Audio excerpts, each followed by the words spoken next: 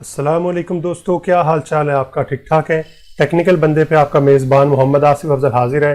दोस्तों, आज मैं आपको बताऊंगा कि आप किस तरह से एक पिक्चर को जो है एक सेल में एडजस्ट कर सकते हैं, यानी इस तरह से फिट करें कि जैसे ही आप सेल का साइज़ कम ज़्यादा करें, पिक्चर का साइज़ ऑटोमेटिकली कम ज़्यादा हो जाए।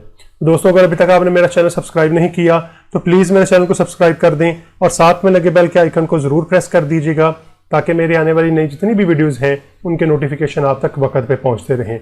दोस्तों, हमने लास्ट लेक्चर में देखा था कि हम पिक्चर इंसर्ट किस तरह से करते हैं।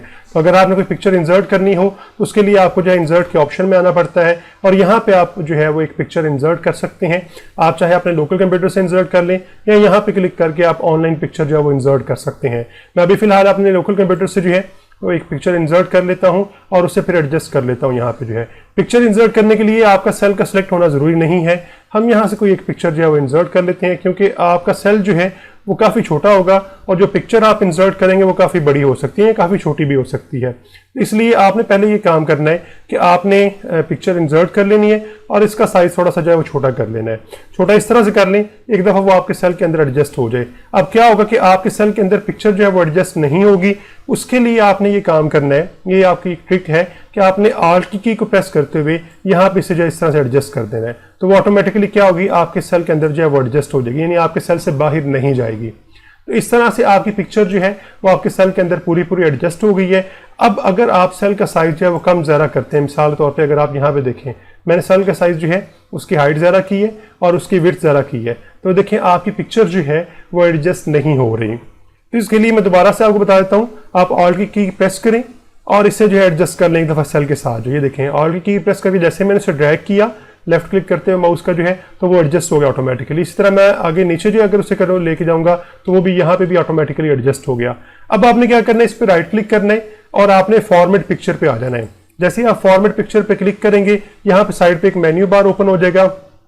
इसमें आपने जो है ये हमारे पास जो साइज वाली है ऑप्शन है, साइज एंड प्रॉपर्टीज वाली जो ऑप्शन है, इसमें आपने आ जाना है और यहाँ पे आके हमारे पास प्रॉपर्टीज के ऑप्शन है। वैसे आपको इस तरह से ऑप्शन नजर आएंगी, तो आपने प्रॉपर्टीज के ऊपर क्लिक कर लेना है और प्रॉपर्टीज पे क्लिक करते हुए आपने move and size with cell जो है इसको सिलेक्ट कर लेना है। अभी फिलहाल जो हमारे पास ऑप्शन सिलेक्ट है वो है move but don't size with cell जो है।